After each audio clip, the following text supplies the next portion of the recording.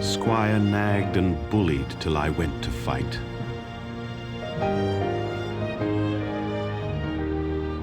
I died in hell. They called it Passchendaele. Siegfried Sassoon.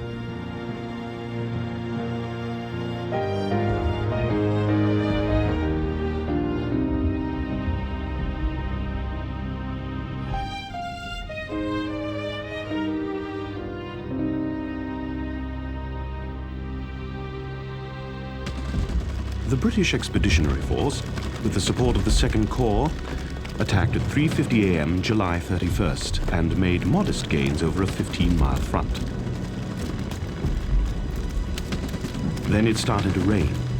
A gentle rainfall at first, it quickly turned into a torrential downpour, turning Flanders into an immense pool of evil-smelling mud. Unable to drain, the water collected in millions of shell holes and in the shallow valleys that separated the many long, low ridges and hills in the battle zone. Official history, British Army.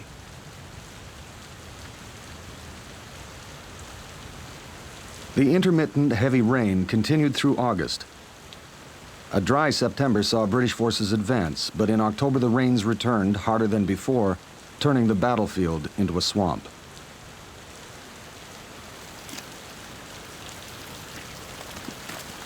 Haig's army bogged down in full view of the enemy occupying the high ground of Passchendaele Ridge, and was now more vulnerable than when the offensive began. 225,000 men had been killed or wounded, and with none of their objectives realized, Field Marshal Sir Douglas Haig's command of all British forces in France was in jeopardy. To save the situation, as well as his job, Haig turned to Arthur Currie and the Canadian Corps to take Passchendaele. On receiving that news, Will Byrd decided to divert his platoon with a history lesson on war in that part of France. Attila and his heathen Huns had poured into France, burning and plundering, and had lost 160,000 men before being driven away, I told them. King Edward at Crécy, facing 3 times his strength, had killed 30,000 Frenchmen, 1,200 knights and 8 princes. So why should we consider we were engaged in an original catastrophe, I asked them. How many knights and princes are going to be killed at Passchendaele, Tony asked. Then he raved about the officers, the general staff in their fine chateaux and villas, weighted on hand and foot like lords stroking away with careless pens thousands of lives. Will Byrd.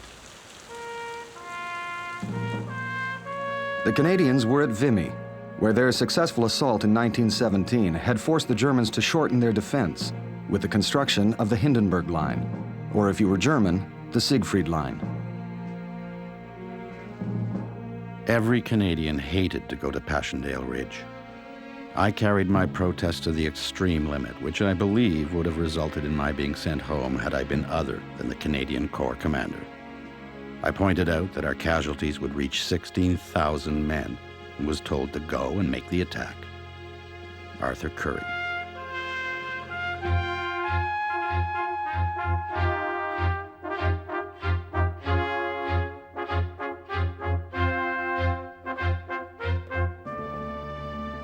As Currie looked out at the enemy fortifications at Passchendaele, he might have reflected that the success of previous Canadian attacks at Vimy, Lens, and Hill 70 were responsible for the battlefield's most striking feature. 5-foot-thick concrete bubbles now protected the enemy's forward machine guns from anything but a direct hit from the artillery. The British troops had thought the concrete bubbles resembled pillboxes, and that was the name they gave them. The pillboxes were a response to the tactic Currie and the Canadians had perfected at Vimy, of attacking machine gun posts rather than the enemy's trenches, as at the Somme.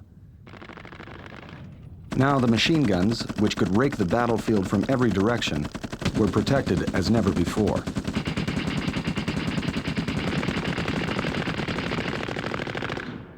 The pillboxes were like icebergs, with 9/10 of it below ground and the other 10th, the deadly 10th, sticking above with slots for machine guns to fire out of. Impossible things. Because of the mud, there were no trenches, just shell holes. Men were wet day after day. The quartermaster weighed one of our greatcoats. It weighed 50 pounds. The ratio of load to weight we carried into battle was higher than that of a mule. Gregory Clark, 4th Canadian Machine Gun Regiment. The land had no features, no woods, no buildings, just tormented soil. Sergeant Stuart Scott, 78th Battalion. The line the Canadians took over from the Australians and New Zealanders was less than a mile from the spot where in April 1915 they had been subjected to the world's first gas attack. To those still serving in the Corps, now lamentably few, who had been present at the first battle long ago when the enemy had loosed its clouds of poison gas, the occasion was a momentous one. Harwood Steel. Currie, as was his habit, addressed his men before they went into action. The Commander-in-Chief, General Haig, has called on us to do a big job. I promise you that you will not be called upon to advance, as you never will be, until everything has been done to clear the way for you. After that, it's up to you, and I leave it to you with confidence. Arthur Currie.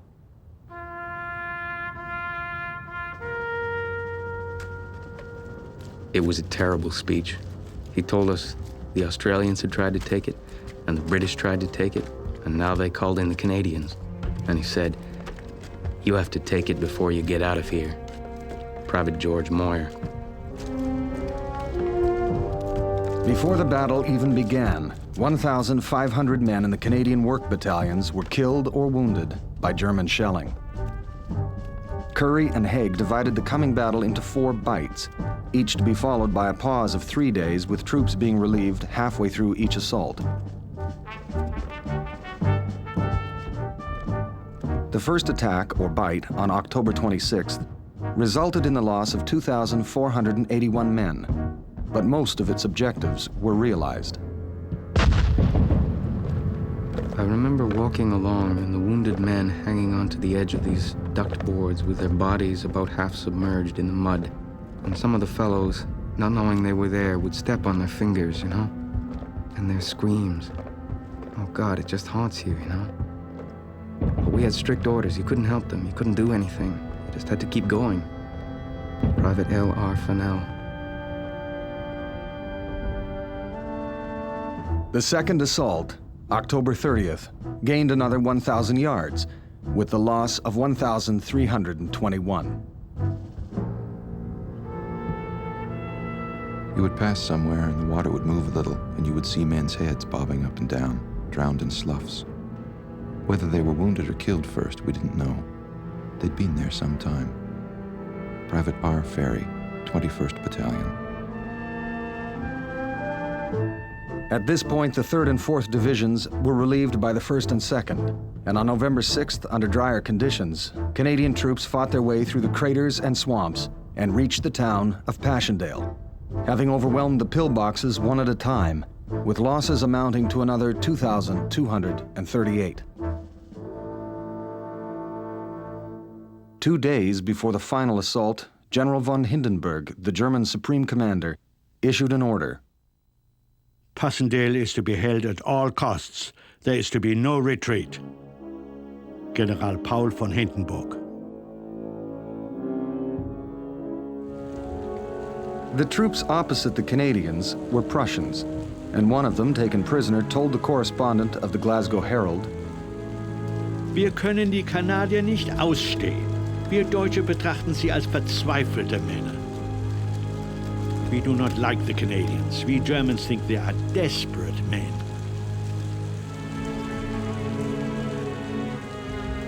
On November 12th, the Canadians succeeded in taking their final objective, Passchendaele Ridge.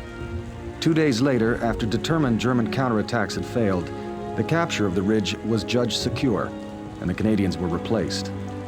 Currie's prediction of 16,000 casualties proved right almost to a man.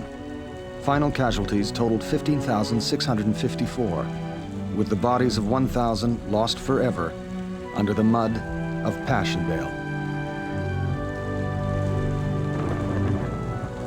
They asked me what it had been like at Passchendaele, and I said, not too bad, and changed the subject. That which I noticed in others had come to me.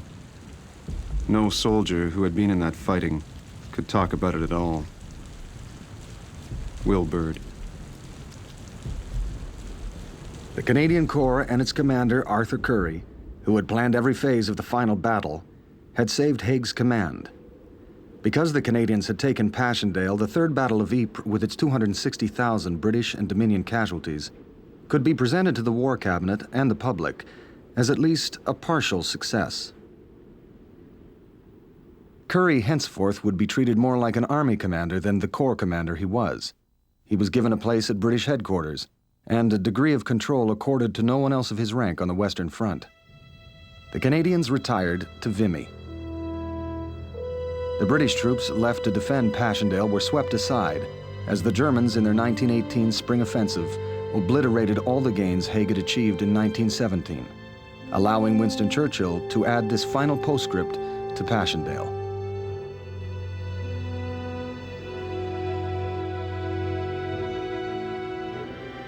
A forlorn expenditure of valor and life without equal in futility. Winston Churchill.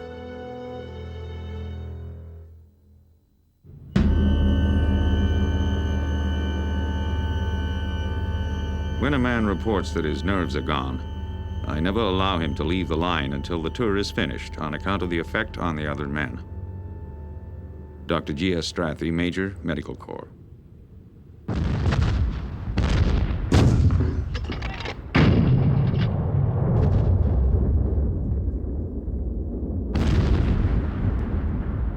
As early as November 1914, Lord Knutsford wrote in the Times of London of a mysterious ailment affecting the frontline soldier.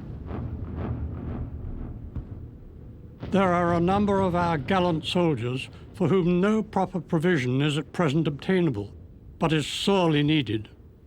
They are men suffering from very severe mental and nervous shock due to exposure, excessive strain, and tension.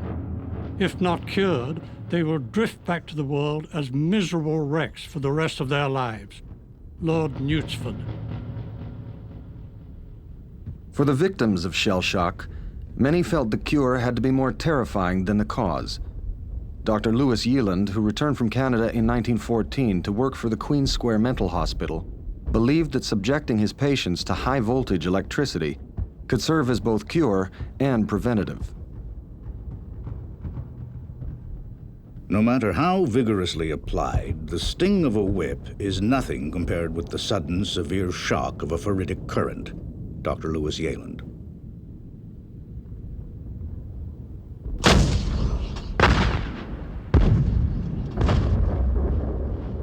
What treatments such as shock therapy demonstrated all too clearly was the conflict between medical ethics and military necessity. By 1916, the British Army had banned the use of the term shell shock, feeling it validated a condition of disability. But for many soldiers, an escape into this inner landscape of the mind was the only exit available. I saw 2 men shot the other day for cowardice. It is very bad for a coward to come here. If the Germans don't shoot them, they hold a court-martial and then shoot them themselves. Francis Xavier Maheu, 21st Battalion.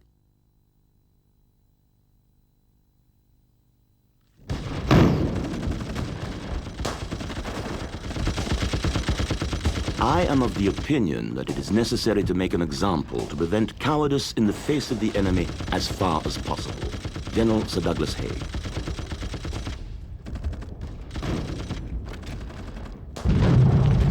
During the 4 years of war, the British Army executed 346 of its men. The Canadians took their cue from the British, executing 25 men, 22 of these for desertion. The Australians, by choice, did not execute a single soldier. That shuffling figure is one of us. He has fought with us, slept with us, eaten with us. He comes from Canada, where most of our homes are. George Bell, 3rd Battalion. The feeling was that we were all volunteers, and that no volunteer deserved the death sentence if he was unable to face the enemy in battle. D.E. Pearson.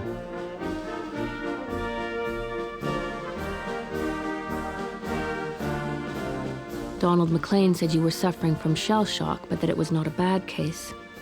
So many people have told me that it takes a long time to recover, and I am so afraid if you went back to the noise and turmoil, it would come back. Margaret Black.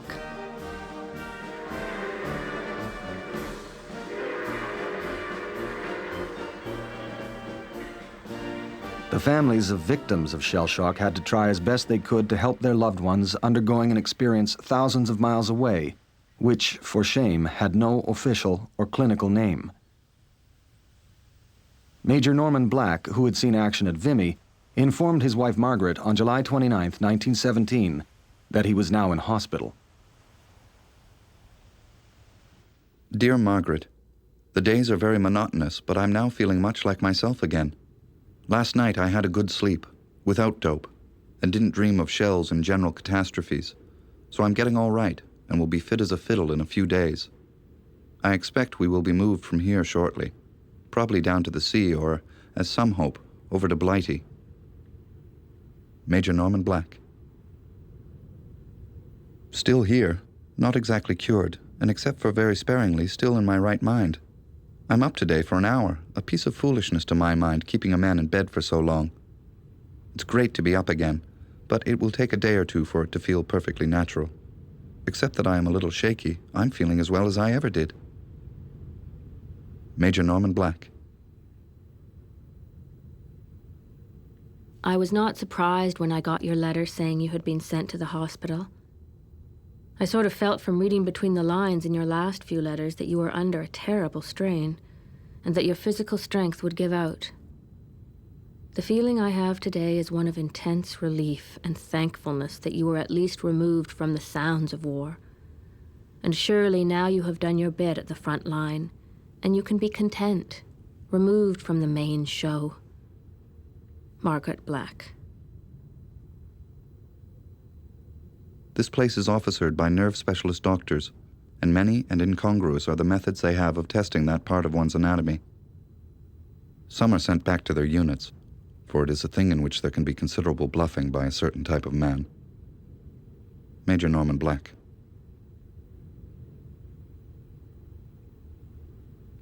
You needn't have the slightest fear of anyone here thinking you are a quitter. No one could have done more than you. And Norman, dear, I think you were too sensitive about that. You are my hero more than ever, and I am prouder of you than words can express. And nothing would give me greater delight than to know that you would never go back to the front. Margaret Black. Why you should feel disgusted at being out of the show because of illness I can't see. Would you rather have been wounded and lost a few arms and legs? I don't see why they won't let you come home to get well, away from these air raids and things. I simply can't write all I feel tonight. I just want to put my arms around your neck and have your head on my shoulder. Lovingly, Margaret.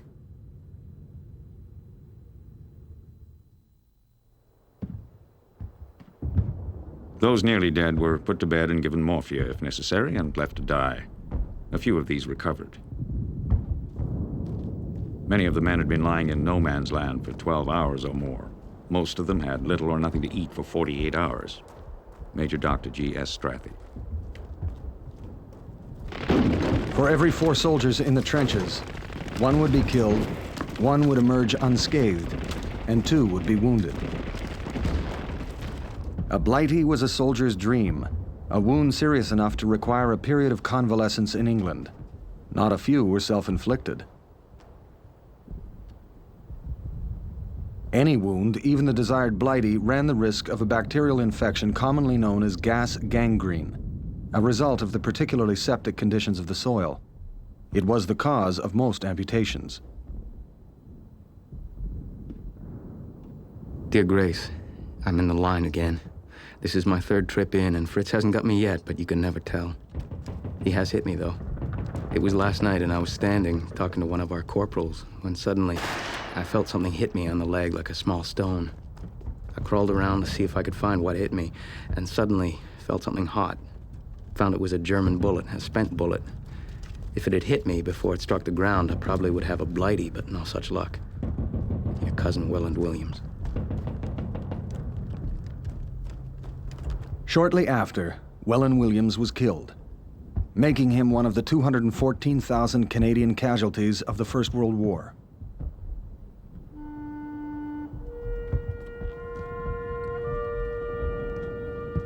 Of the nearly 60,000 fatalities, 39,000 of them were killed outright in action. Another 15,000 died as a result of wounds or accidents. 154,000 survived their wounds, and another 6,000 died from disease. To combat venereal disease, which was debilitating and on occasion fatal, 24-hour prophylactic centers were made available. In battle areas, sex, safe or not, was confined to the French maison tolérée. Each Sunday afternoon, a long queue is formed in front of a certain house in Heston. One by one, these soldiers are admitted, inflamed by the jibes and jests shouted out by the men behind them in the line. Each one is given 10 minutes for the whole business. Private Thomas Dinesen. With the war, the sex trade in Paris flourished as never before, and with a shrewdness born of long familiarity with the fantasies of lonely men, a quantity of Canadian nurses' sisters' uniforms disappeared from stock, only to reappear on prostitutes trolling for Canadians on Paris boulevards.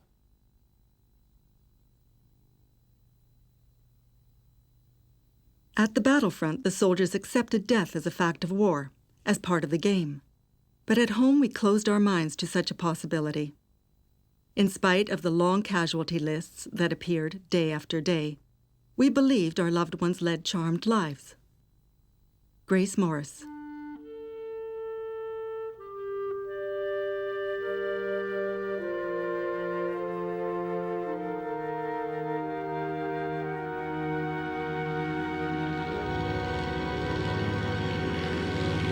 March 15th. Dear Grace, I hope Mother has not got nervous over me at all. And you might convince her that there's no more need to worry than when I was in the tunnelers. The only difference being that instead of running the risk of going up, I run the risk of going down. Love, Basil. It was noon on March 17th that the plane with Basil and his pilot was shot down over Belgium. The dreaded telegram beginning, "Regret to inform," reached our home on the 19th of March. The tragic news reached Ramsey in the trenches where he was serving with his battalion, the 38th. Grace Morris. It's much easier for anyone here, Father, as you would understand if you were here, to take what comes to them. You look forward to certain things as inevitable. Please give my love and sympathy to Mother. Do what you can for her. Also give my love and sympathy to Grace. I have avoided being by myself as much as possible as I couldn't stand it. Your loving son, Ramsey.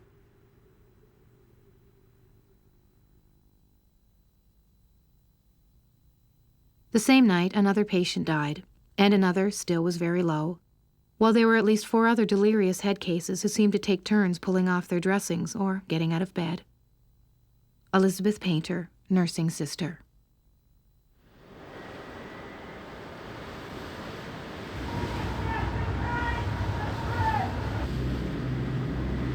As members of the Canadian Army Medical Corps discovered, saving lives did not guarantee immunity. On June 27, 1918, the Canadian hospital ship, the Llandovery Castle, was torpedoed and sunk, taking with it 234 crew members, medical staff, and nursing sisters. The ship sank in 10 minutes, but the German submarine spent a further 2 hours shelling and ramming lifeboats in an attempt to destroy evidence of its breach of the Geneva Convention. 14 Canadian nursing sisters were killed when their lifeboat capsized in the suction from the sinking ship. One is proud to remember that the sisters on hospital ships remained at their posts till all patients had been transferred. And only then did the traditional order, women first, apply.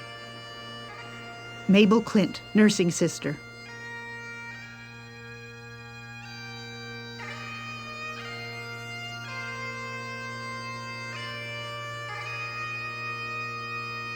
"46 Canadian nursing sisters would die serving their country."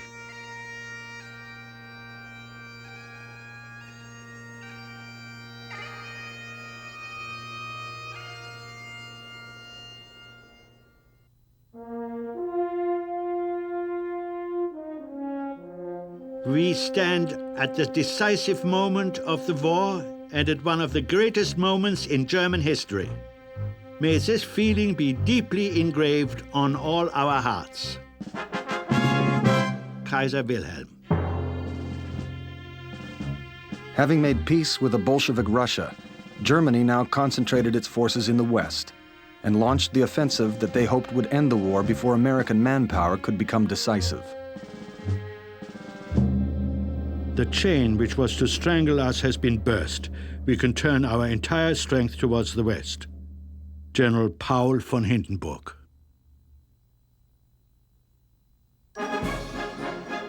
By mid-February, the Germans had 178 divisions on the Western Front, outnumbering those of the Allies. We can now think of attack. We are entirely confident that the battle, which is bursting forth, will be successful for us. General Erich von Ludendorff. Ludendorff's tactics called for storm troops to push their way through the Allied lines, with backup troops then widening the breach and pushing deep into open country, leaving pockets of resistance to regimental and battalion reserves.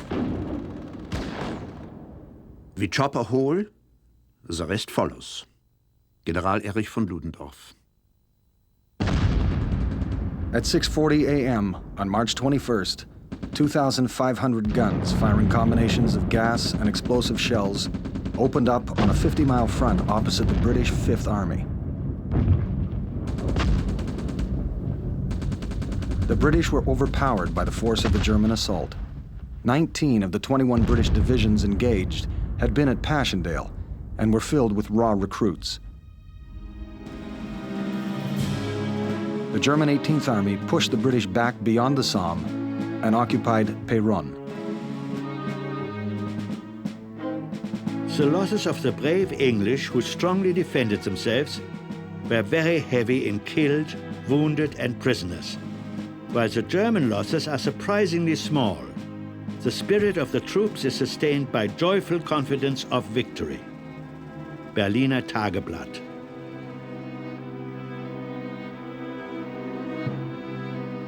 The Germans had attacked the French south of Arras with even greater success, and once more threatened Paris. Our object is not to win ground or towns.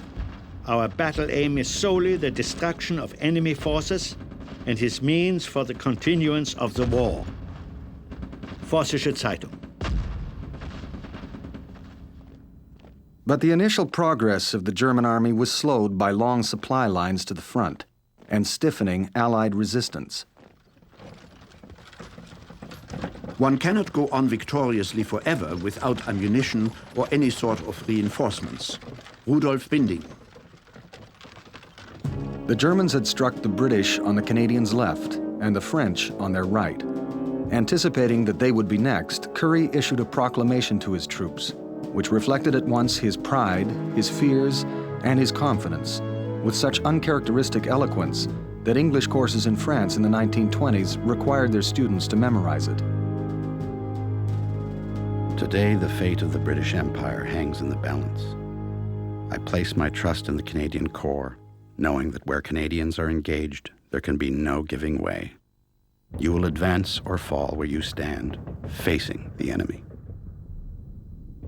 To those who will fall, I say, you will not die, but step into immortality. Your mothers will not lament your fate, but will be proud to have borne such sons. Your names will be revered forever and ever by your grateful country, and God will take you unto himself. I trust you to fight as you have ever fought, with all your strength, with all your determination, with all your tranquil courage. On many a hard-fought field of battle you have overcome the enemy. With God's help, you shall achieve victory once more. Arthur Currie.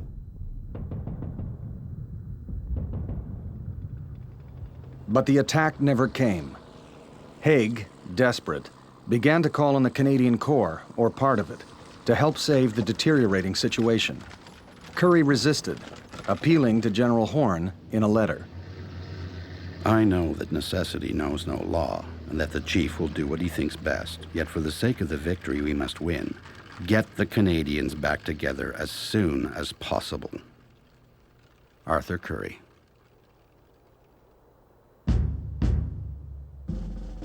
He wishes to fight only as a Canadian Corps, and got his Canadian representative in London to write and urge me to arrange it.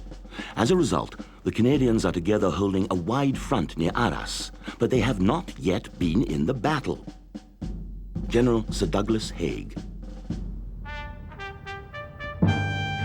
What Haig, in his criticism, failed to take into account was that it was not the Canadians who avoided the Germans, but the Germans who chose to bypass the Canadians.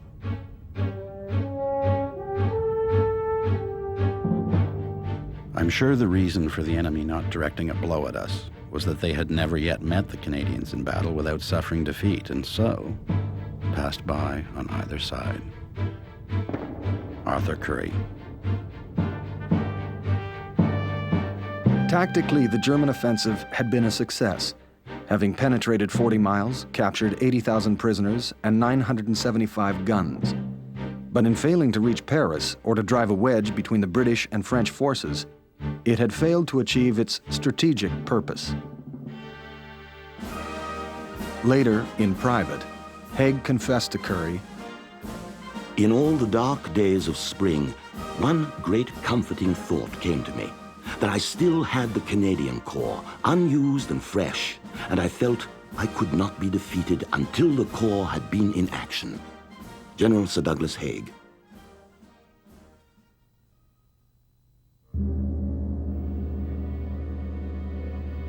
Now the technique of the storm troop came into play.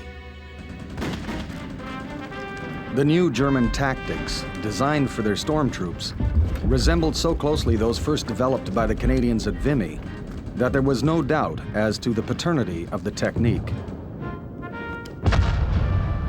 German storm troops had been responsible for the swiftness of the German breakthrough. As a consequence, when the massive attack subsided and they found themselves defending their gains, well in front of their long-maintained defensive lines, they kept a wary eye out for the Canadians. Regarding the Canadians as storm troops, the enemy greeted their appearance as an omen of a coming attack. Sir Basil Liddell Hart, military historian. In order to mislead the Germans as to the whereabouts of the Canadian Corps, 2 battalions, 2 casualty dressing stations, and a wireless section was dispatched north to Flanders. The 20th Battalion put on one of the finest acts that could be put on. They took a piece of the German trench, but when they retreated, the old officer forgot his tunic on somebody else's haversack with official operational orders. After August 8th, they found copies of these false orders right at the German headquarters. Joe O'Neill, 19th Battalion. The Germans put 2 and 2 together and thought, the Canadians are coming back to the Belgian front. D.D. Spencer, Royal Canadian Regiment. The main body of the Corps, however, had moved south to Amiens, where misinformation was spread regarding their presence. The French didn't know we were coming in.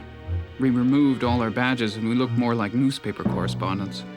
The French had no idea who we were, not even the officers. Dan Ormond, 10th Battalion.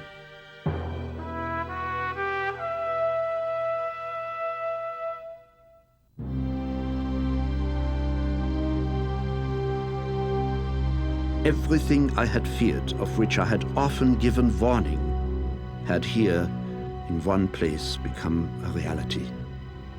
General Erich von Ludendorff.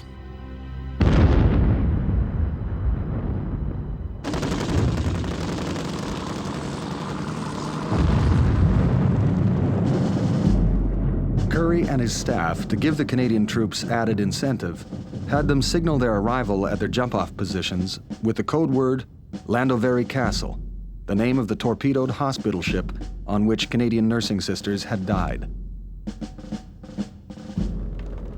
There would be no preliminary bombardment, only a creeping barrage keeping pace with the infantry led by 324 Mark V heavy tanks and 96 medium Mark A Whippets. At 4:20 a.m., August 8th, the barrage signaled the beginning of the battle. You could have read a newspaper in the reflection from the gunfire. Private William Curtis, 10th Battalion.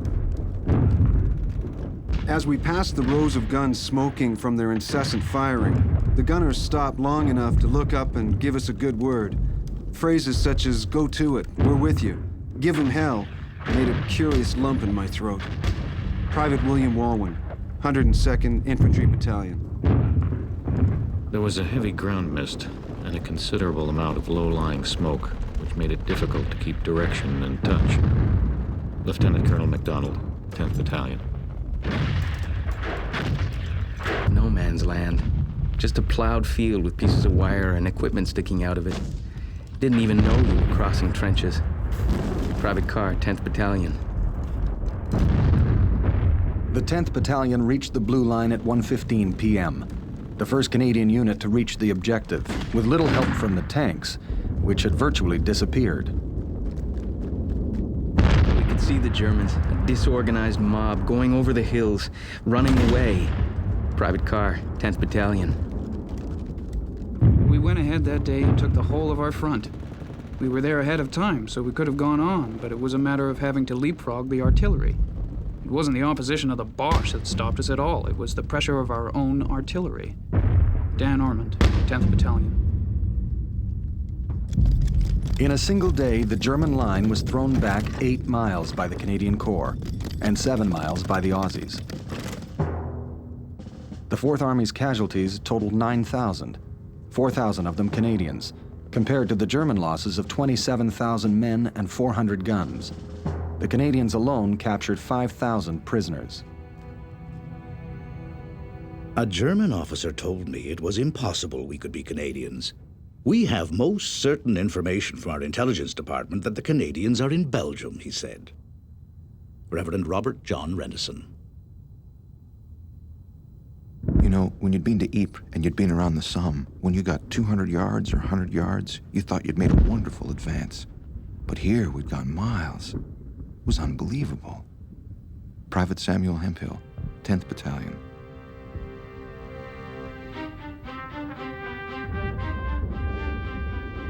Senior staff officers hurried up from GHQ to see me and ask what I thought should be done. They indicated quite plainly that the success had gone far beyond expectations. I replied in the Canadian vernacular, "The going seems good. Let's go." Arthur Currie. The Canadians buried their dead in the areas in which they fell.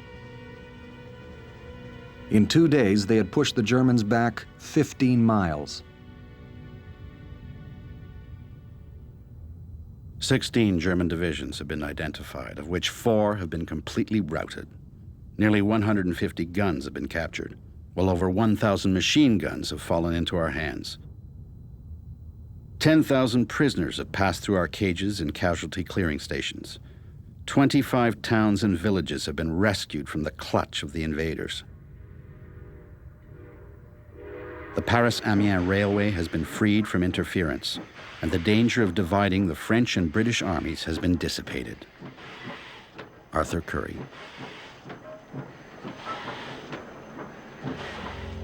In the wake of the battle, which General Ludendorff would describe as the Black Day of the German army, he interviewed his divisional commanders on the psychological state of the German soldier. I was told of deeds of glorious valor, but also of behavior which, I openly confess, I should not have thought possible in the German army.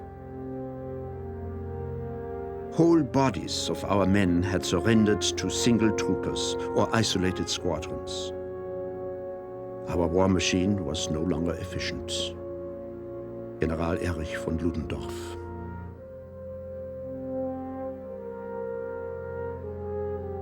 The Kaiser, after meeting with Ludendorff on August 14th, instructed his foreign minister to initiate peace negotiations.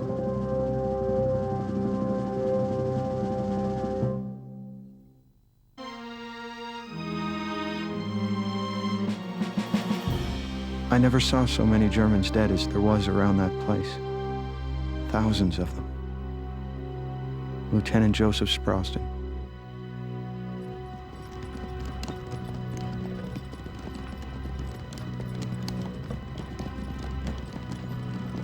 Having moved south to spearhead the Amiens offensive for the British Fourth Army, the Canadians, in less than a week, would be moved back north to lead the even more vital offensive by Sir Henry Horne's First Army through the Drocourt-Queant line.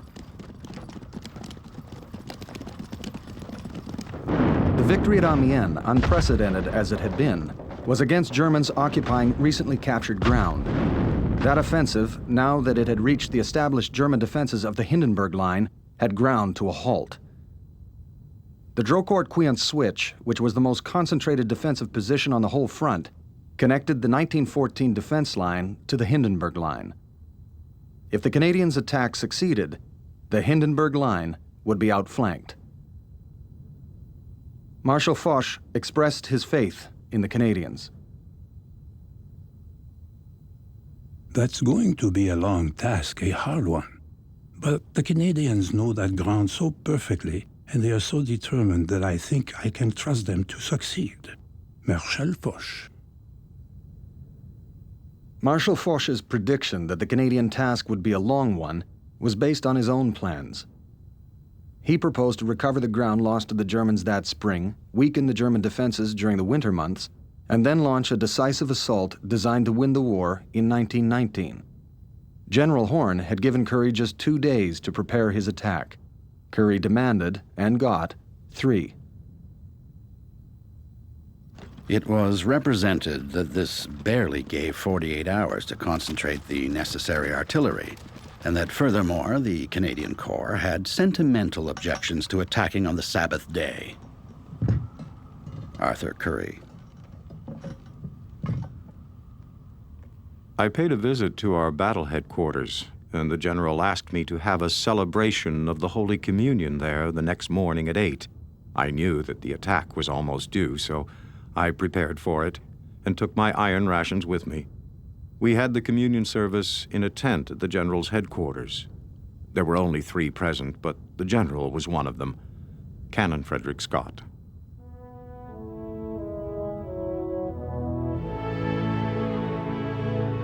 The Germans considered their position impregnable.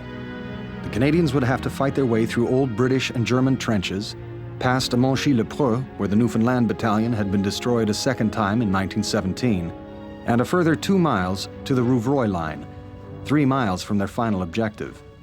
In all, they would pass through 5 German defense lines before they reached the Drocourt-Queant line, a line of fortifications 1.5 kilometers in depth, protected by 3 lines of barbed wire, each 60 meters wide. Currie began his attack at 3 a.m., catching the Germans asleep. By 7:40 a.m., the 8th Infantry Brigade had successfully outflanked Orange Hill and captured Monchy. The 2nd Division had taken Chapel Hill but ran into stiff opposition at the villages of Wancourt and Guémap. By the 2nd day of fighting, Currie's hopes of reaching Rouvroy had gone unrealized.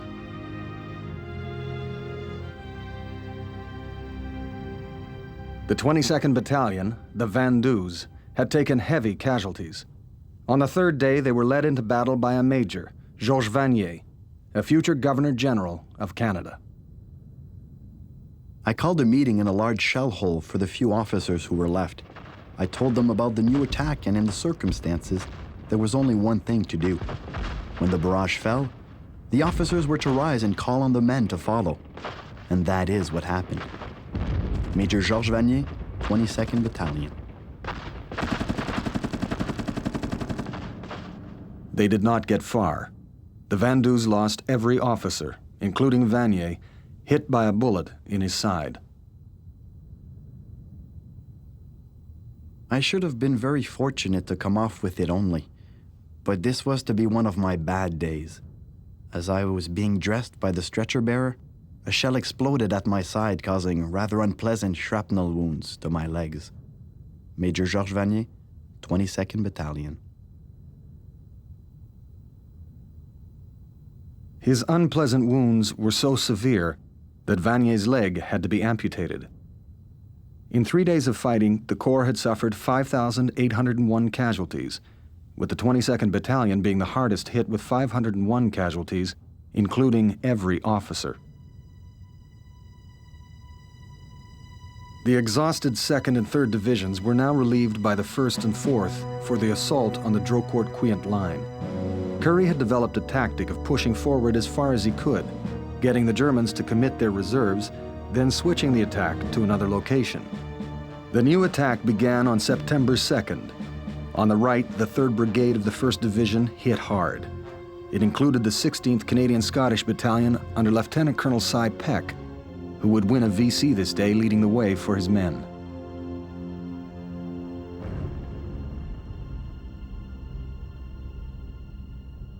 Prisoners surrendered in shoals. They outnumbered us vastly, but they were in a demoralized condition. Lieutenant Colonel Cy Peck, 16th Canadian Scottish Battalion.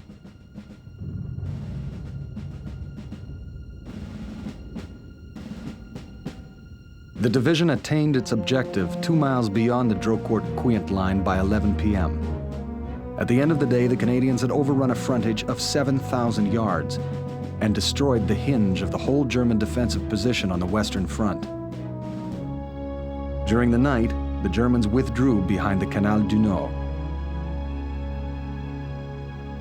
It is truly impossible for me to find words to adequately express the truly wonderful fighting qualities our men have displayed. I cannot say any more.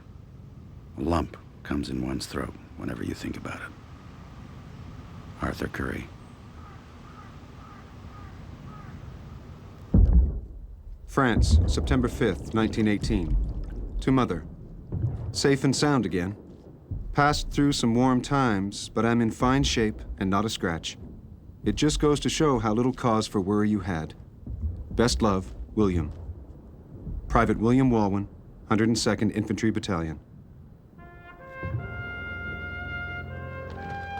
The Canadian victory prompted the German High Command to make large-scale withdrawals all along the Western Front.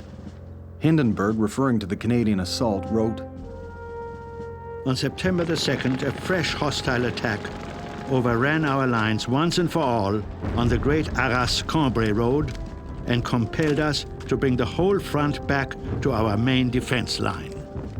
General Paul von Hindenburg. The effect of the victory was decisive for the Allies as well. It persuaded Foch and his high command to press for victory in 1918. Ludendorff, concluding that his best troops had just lost an impregnable position, felt the morale of his army had shattered. He told the Kaiser to make peace, that the war was lost. The news sent a distraught Kaiser Wilhelm to bed for 24 hours.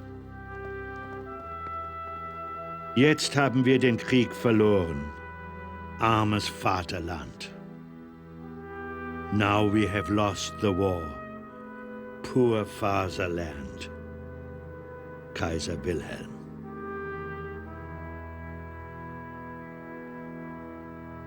It is a question whether our victory of yesterday or August 8th is the greatest, but I am inclined to think yesterday's was. At Amiens, we went up against an enemy who was prepared for the offensive, Here, he was prepared for the defensive. Here we went up against his old system, that which there never was anything stronger anywhere.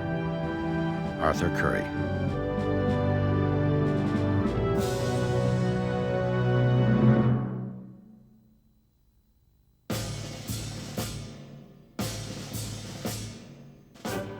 I hope for better results tomorrow. There's no particular reason for hope, except that if we keep on pounding, the Germans will be obliged to give way. General J.J. Pershing.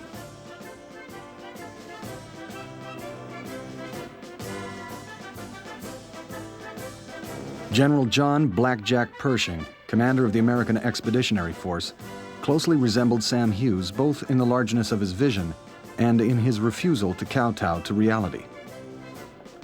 We come as Americans. We shall remain Americans. We shall go into battle with Old Glory over our heads. I will not parcel out American boys. General J.J. Pershing. That attitude, applied by Sam Hughes in 1915, meant that the Canadians would learn at the same pace as everybody else. In this situation, however, the Americans were throwing away the advantage of learning from armies already instructed in the grim realities of the most terrible war the world had ever known. As a result of Pershing's intransigence, the Americans would suffer high casualties and remain relatively ineffective despite their huge numbers. On August 24, 1918, Douglas Haig wrote a letter to his wife. I saw Foch yesterday. He is arranging to have the Americans take some active share in the fighting.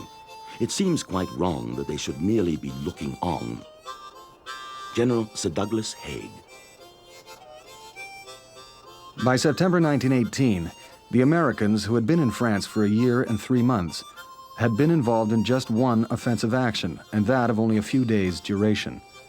Following the Canadian breakthrough at Amiens and Drocourt, Clemenceau, the French Prime Minister, wrote Foch. I have postponed from day to day writing you about the crisis existing in the American Army. You have watched at close range the result of American Commander General Pershing's action.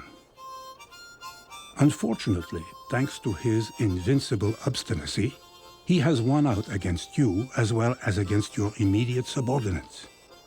Our worthy American allies, who thirst to get into action, have been marking time since their forward jump on the first day. They are unusable simply because they are unused. Georges Clemenceau, Prime Minister of France. In July, Foch presented Pershing with his plans for the Allied offensive. Pershing tossed Foch's plans aside and began detailed preparation for a major offensive of his own in the rest area of Saint-Michel. Both Clemenceau and Lloyd George, the British Prime Minister, were furious when they heard what Pershing was up to. Dennis Winter, historian. The American army in France now totaled 1.5 million men, but it had no artillery of its own. Its air force flew mainly British and French aircraft, and any tanks were British-designed, borrowed from the French. Our entry into the war found us with few of the auxiliaries necessary for its conduct. Among the most important deficiencies were artillery, aviation, and tanks. In order to meet our requirements, we accepted an offer from the French government to provide us with the necessary artillery equipment of 75s, 155mm howitzers, and 155 GPF guns from their own factories for 30 divisions. The wisdom of this course is fully demonstrated by the fact that although we soon began the manufacture of these guns at home, there were no guns of the caliber mentioned manufactured in America on our front at the date the armistice was signed. In aviation, we were in the same situation.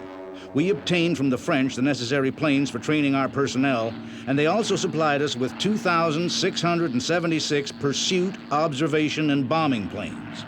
The first American squadron, completely equipped by American production, including airplanes, crossed the German lines on August 7, 1918. As to tanks, we were also compelled to rely on the French. Here, however, we were less fortunate for reasons that the French production could barely meet the requirements of their own armies. General J.J. Pershing.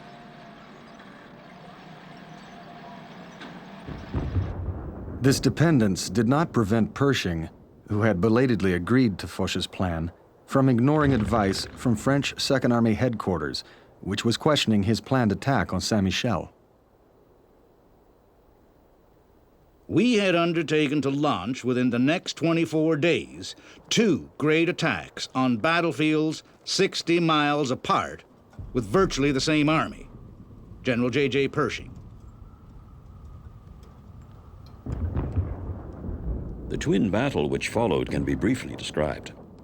After the first day at Saint-Michel, the American supply lines jammed. The American advance came to an abrupt halt. The Germans had been given ample warning, and the Americans counted only 200 enemy dead. They had simply punched empty air at great cost. Things went little better in the Argonne. On the first day, the Americans advanced 6 miles, but over the next 21 days, they managed just 3 miles. And once again, transport broke down. Dennis Winter, historian. Transport had broken down to such an extent that Charles Grant, an observer from British Army headquarters, reported 400 American troops dying of starvation, and wounded men dying because they could not get back to the casualty clearing stations.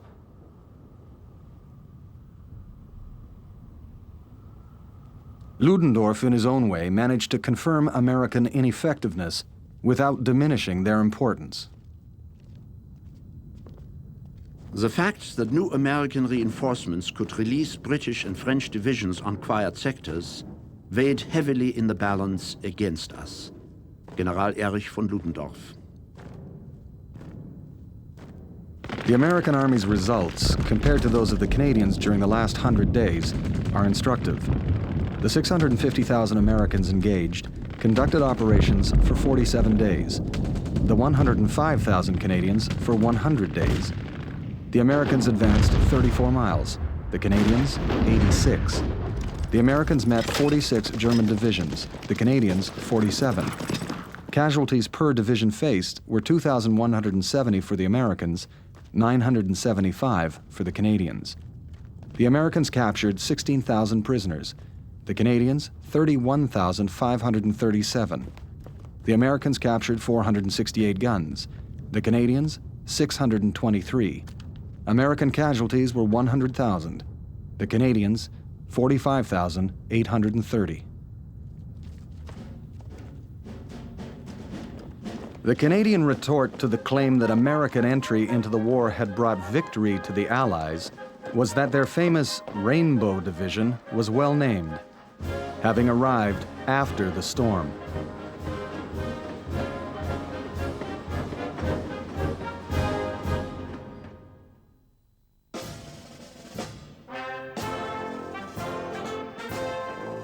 War is a simple art, but is based on knowledge. Democracy must choose either the soldier of its own flesh and blood, whom it can inspire and control, or the unrestrained military spirit which may grow within or come from without, as an invader. Dr. Andrew MacPhail, Medical Officer, 2nd Division.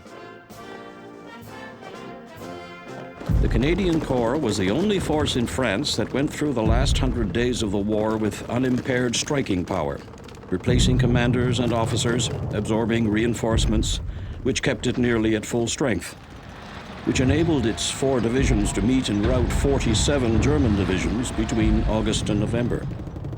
Lieutenant Colonel Wilfred O. Bovey. In 1918, after Vimy, Passchendaele, Hill 70, and Lens, everyone in the Allied High Command accepted Currie as a master innovator of battle tactics against an entrenched enemy. But in the summer of 1918, the nature of the war had changed to a war of movement. The plan, which required the Canadians to filter south some 25 miles to spearhead the attack at Amiens as part of the British Fourth Army, and then move north again to do the same thing for the British First Army, all in a matter of days, was conceived by Foch and Haig, but its execution was left to Currie. We were really an army. 4 big, strong divisions, so Currie could push hard and push the enemy back, and when the German line stiffened, then he would shift a division to another front and hit again, and then move it again and hit again. The Germans could never quite get their feet on the ground. They never knew where we were going to hit them next, and in consequence could never concentrate at the right place at the right time. Major General F.F. Worthington. This war of maneuver was executed with complete mastery by a general who had neither trained for it nor experienced it.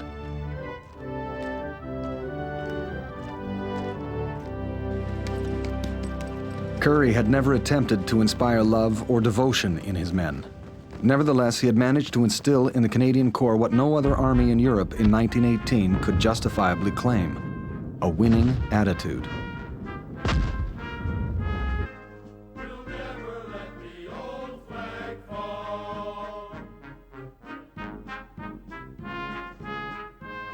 Probably never in the war had we experienced a moment of deeper anxiety. Canon Frederick Scott.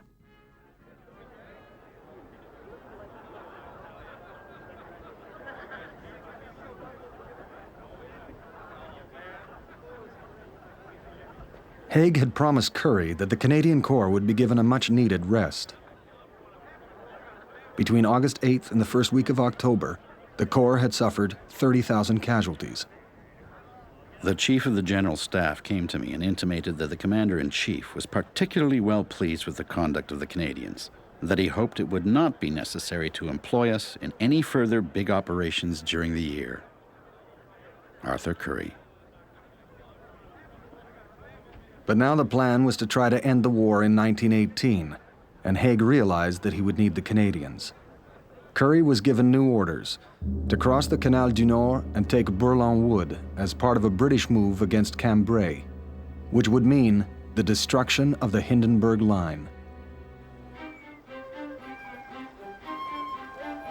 The average width of the canal was about 100 feet, and it was flooded as far south as the lock, 800 yards southwest of Saint-Les-Maquins, just north of the Corps' southern boundary.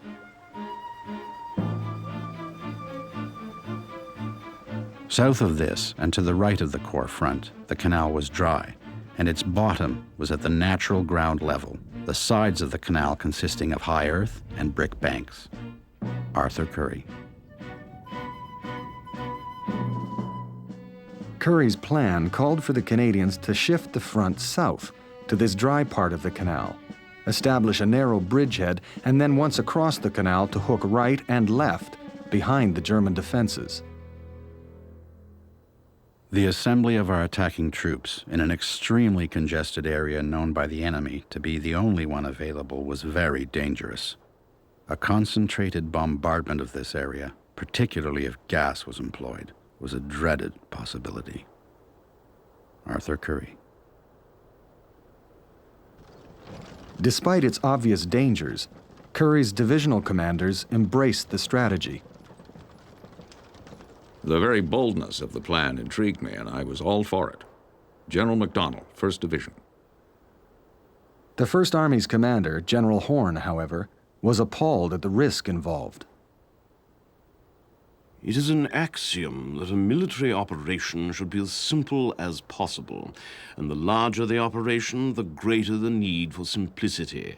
No one can claim that the operation under consideration was simple. General Sir Henry Horn.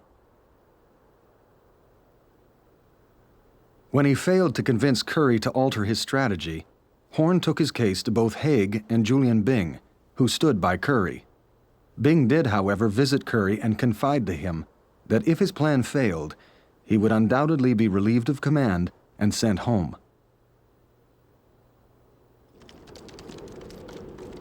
The men would have to climb down one side of the canal, rush across it, and climb up the other. Here, in mud and rain, weary and drenched to the skin, young Canadians were waiting to go through the valley of the shadow of death. Canon Frederick Scott.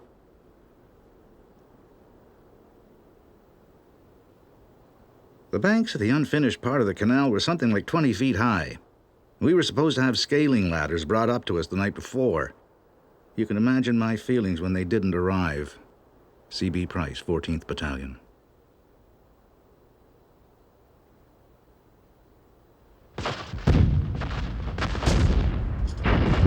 The barrage began at 5:20 a.m., September 27th. As soon as the barrage lifted, we hopped into the canal. Fred Bales.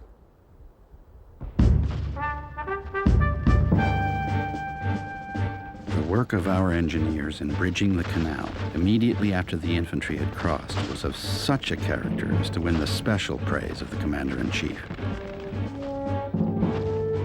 Those bridges were begun not only under shell fire but under machine gun fire, and yet nothing could deter the work of our men. Arthur Currie.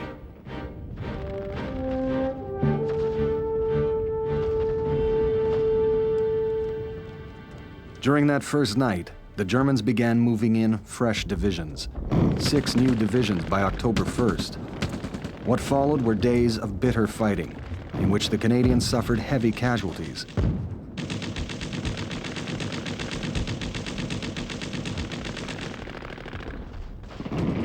On October 9th, the attack on Cambrai began in the middle of the night. The Canadians met little, if any, resistance, and by the 11th had secured the entire district to the north as far as the Sensee Canal.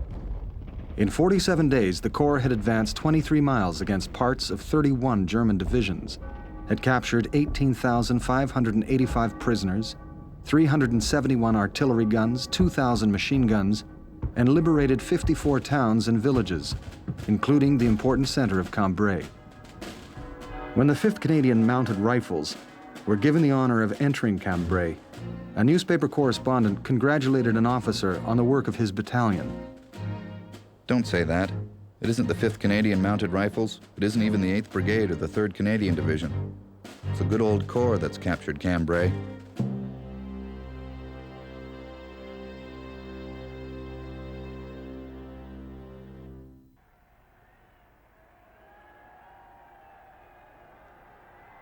Mons was captured by the Canadian Corps on the 11th of November 1918. After 50 months of German occupation, freedom was restored to the city. Here was fired the last shot of the Great War. Memorial plaque at Mons. The Belgian city of Mons was the site of Britain's first defeat by the Germans in 1914, which had prompted the Kaiser to refer to the British Army as contemptible. The British replied by referring to themselves throughout the war as the Old Contemptibles. Thus, for Currie and the Canadians, proud to be considered British, the city had symbolic value. Despite a series of defeats and offers of peace, neither the Allied High Command nor the soldiers they led thought the German army had been defeated. From a military standpoint, the enemy has not been sufficiently broken as to cause him to accept an ignominious peace. General Sir Douglas Haig. As for Currie, he typically refused to speculate, but he knew what he wanted.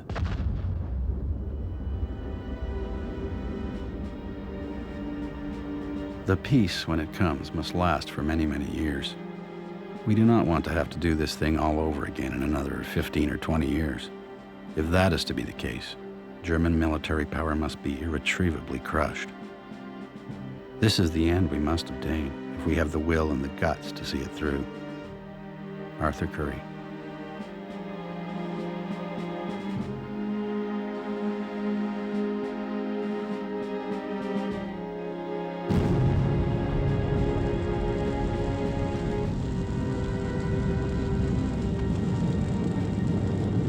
General Haig, wanting to finish the war in 1918, ordered an attack by the Canadian Army to capture the French city of Valenciennes. If their armies are allowed to withdraw to shorter lines, the struggle may be postponed over the winter. However, we are now in a position to prevent this by a direct attack, which should anticipate the enemy's withdrawal and force an immediate conclusion. General Sir Douglas Haig.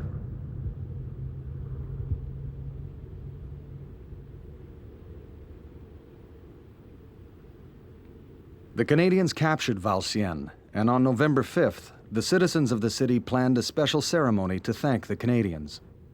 General Horne, commander of the British First Army, intervened, insisting that he should be the person to receive the address and the flag. Currie objected, pointing out that the Canadians had taken the city and that the British attack on nearby Monthuy had failed. Horne's response was to change the order of the parade, placing the Canadians last. The ceremony on November 7th, Currie reported, was a very frosty affair. No Canadian senior officers other than Currie participated. It was not my intention to have been there had I not received a direct order. Arthur Currie.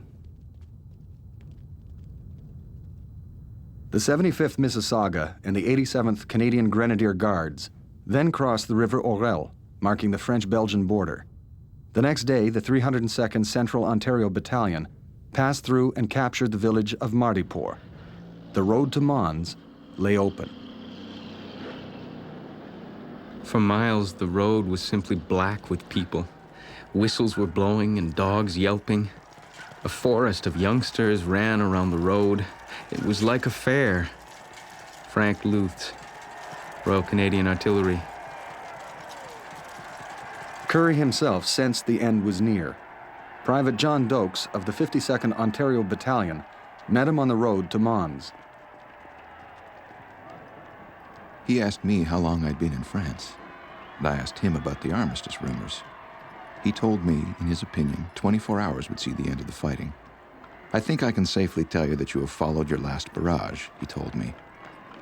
After he left, some bandsmen across the road rushed over and asked me what he had said. I told them. After that, they referred to the general as Dokes' pal, Private James Dokes.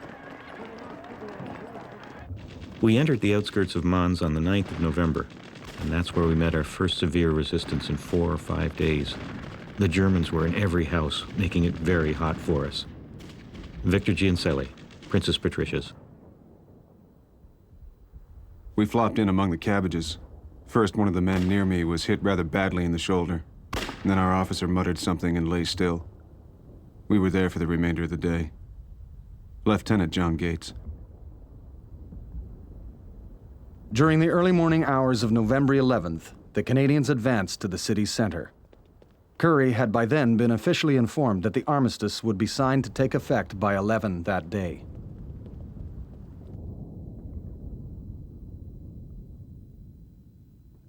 As we went through the streets of the city, my men ran their bayonet rifles along the gates of the cellar windows.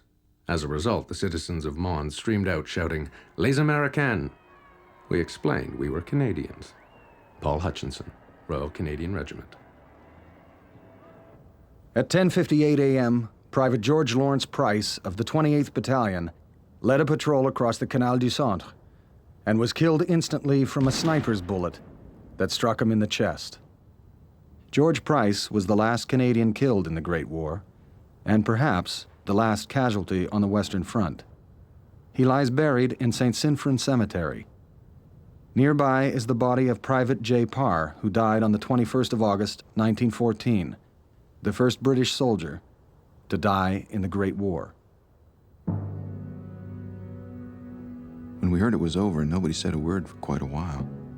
Then a few cheered, a bit feebly. I think most of us were kind of in shock or something. Joseph Hefferman, 50th Battalion, Calgary. We just couldn't believe it. And we went about our daily chores as if nothing momentous had happened. It was quite some time before the news filtered through our benumbed minds that the war was over and that we'd survived. Private William Ogilvie, 21st Canadian Field Artillery. Our boys weren't looking for an armistice. In fact, it's a poor time to stop the war, when we were having it all our own way. Buddy falls. What bloody fools. We had them on the run. Now we shall have to do it all over again in 25 years. General A.G.L. MacNaughton. Other soldiers were crowding into the city, riotous, loquacious, wine-mettled fellows. "Nothing ahead but home now, Jock," one shouted at me, and I wanted to hit him. An inexplicable bitterness had seized me. Will Byrd.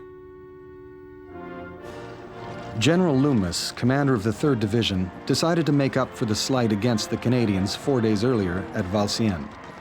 He decided to stage a parade specifically to honor Currie, who at first resisted the planned display. An honor guard of 1,500 strong assembled at the Grand Palace. Currie rode into Mons with an escort of the British 5th Lancers, who had fought at the first battle at Mons 4 years before. A Canadian infantryman, witnessing the approach of the glittering cavalry and staff officers, remarked, Jesus, we got into the wrong part of the army. Fred Lone. Currie became reconciled to the pomp and circumstance, confiding to his diary, After doing 3 cheers for the Belgian king and queen and the people, our troops marched to the tune of the Belgian national anthem, and the thousands at the square sang it, and it was most inspiring. Arthur Currie.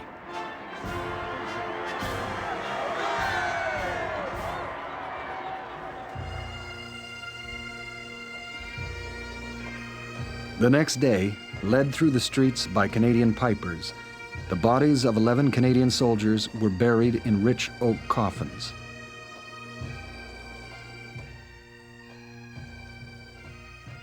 To have gone through what anyone who has been here for 3 years has had to go through would almost justify one in hoping that your own countrymen would not refer to you as a murderer.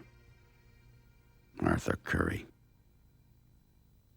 10 years later, General Currie would win a libel suit he had to initiate in response to an accusation that he squandered Canadian lives in capturing Mons in a war already won.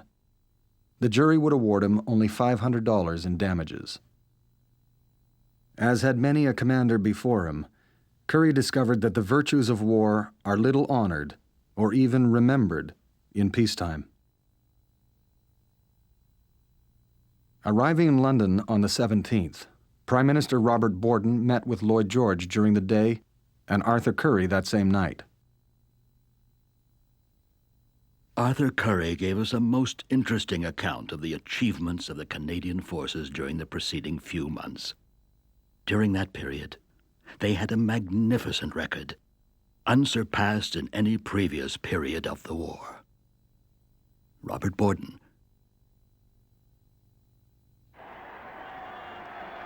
But despite his outstanding record of achievement in the field, Currie would always be faced with the ghosts of Mons.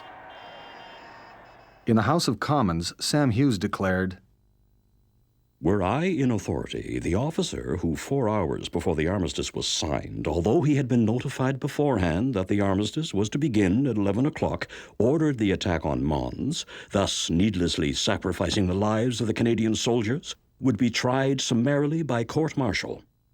Sam Hughes. The man is a liar, is at times insane, and apparently is a cur of the worst type. Had that man had his way, the Corps would still be armed with the Ross rifle, which caused more unnecessary casualties by far than any other factor I know of. If my record in this war can be tarnished by such as he, then I don't much care. Arthur Currie. But Currie did care, knowing that scandalous allegations made public, regardless of the veracity of the claims, would forever taint his reputation. However much one would dislike his slinging of mud, I cannot see how I can stop him. Arthur Currie. Currie was knighted and acclaimed as a hero in England, France, and Belgium. He attended the peace conference in February 1919 with Lady Currie at his side. He was feted by royalty and presidents. On the day of his departure from England, he lunched privately with the King and Queen. Upon his arrival in Halifax on the 17th of August 1919, he was met not by cheering crowds and military bands, not by grateful representatives of government, but by a lone district commanding officer, who led the Curries to the City Hall for an almost silent civic reception. In Ottawa, he was given a subdued welcome by a government unwilling to be seen honoring a man who had brought them victory, but at too great a cost for their political sensibilities. Sam Hughes had done his work well. Some people want to forget that there ever was such a thing as the Canadian Corps. Arthur Currie.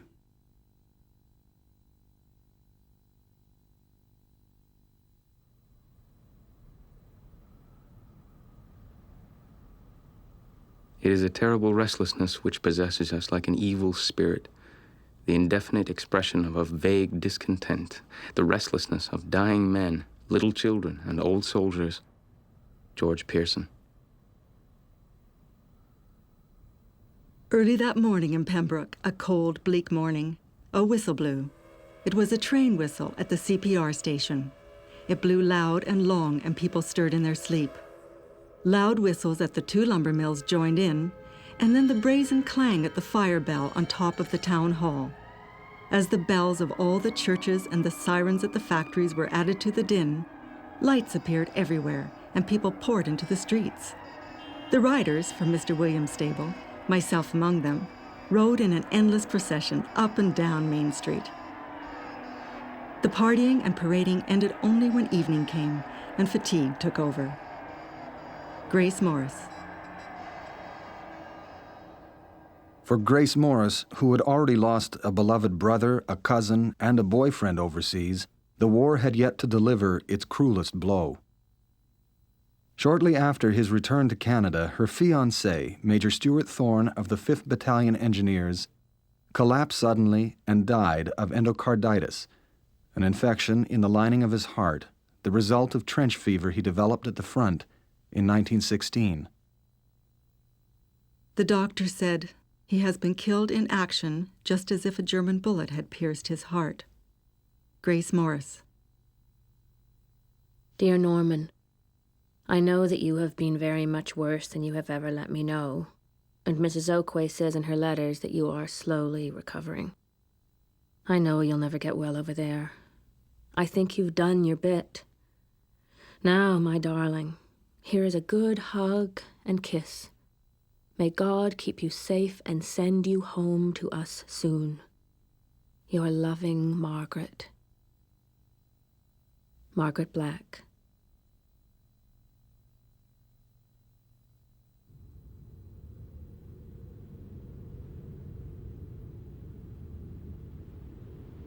For years, the Canadian Corps had been living in a land of desolation, and for the last 2 months had been fighting its way through the scarred belt of France. At one spot, a Canadian signpost reads, "This was Rheincourt." One could almost imagine the possibility of the end of all civilization, and picture a race of new barbarians living in the dugouts of dead armies, beginning again the weary story of the ascent of man. But now, the Allied armies had arrived at the boundary of the abomination and desolation. Beyond lay cornfields plowed for next year's crops, which Germans will not reap. Indeed, in the distance, the red tile roofs seemed to speak of a new experience. Cambrai was the gate, not only of a new country, but of a new era. The greatest discovery of my life has been the deep springing well of idealism in our young men. They do all they can to hide it, but in times of drought it never runs dry. It is passing strange that it is youth, which has all to live for, that gives it royally away. Reverend Robert John Renison. At approximately the same time as Currie's libel trial, Tom Dennison, who'd won the Victoria Cross during the last 100 days, would ruminate on war and its meaning for men.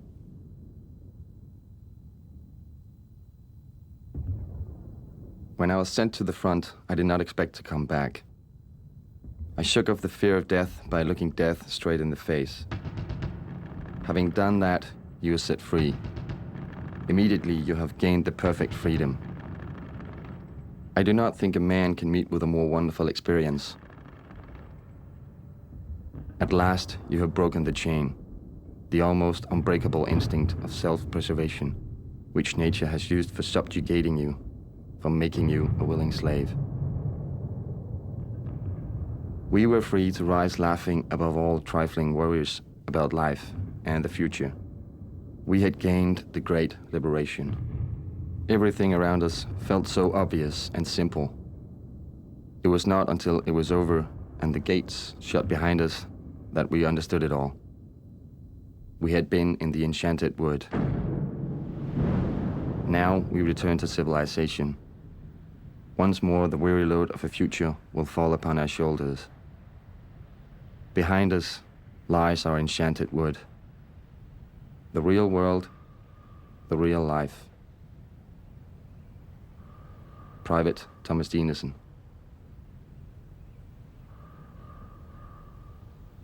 William Walwyn of the 102nd Battalion, who refused the opportunity to return to Canada to study medicine only a month before he saw his first action at Amiens, was a changed man in the eyes of his sister. William is no longer the gay, insouciant youth. A bit of a stranger. The man is handsome, but tired, very tired after the evil tensions of war. When we saw him stretched out on the swing couch, drawn and white, we pled for an idle summer. Marion Walwyn.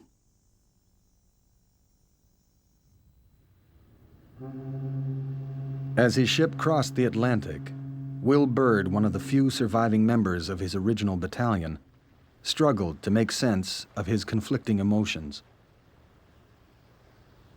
I moved about, shook myself, sniffed the salt air, tried to rid myself of my dreams. As I stood, there came a sudden chill. We had left the warm current and were into the icy waters, nearer home. We had left behind the comradeship of long hours on trench post and patrols, the brotherhood of the line. We were entering a cold sea, facing the dark, the unknown we could not escape. Dark figures came and stood beside me. It was 3 o'clock in the morning. These men could not sleep. They had come to see the first lights of Halifax.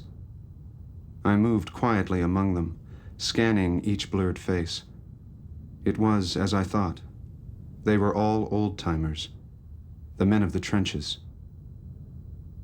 Perhaps when my bitterness had passed, when I had got back to normal self, to loved ones tried by hard years of waiting, I would find that despite that horror which I could never forget, I had an equalizing treasure in memories I could use, like Jacob's ladder, to get high enough to see that even war itself could never be the whole of life. The watchers stirred. My throat tightened. Every man had tensed, craned forward, yet no one spoke. It was the moment for which we had lived, which we had dreamed, visioned, pictured 1,000 times, far ahead, faint, but growing brighter. We had glimpsed the first lights of home. Will Bird.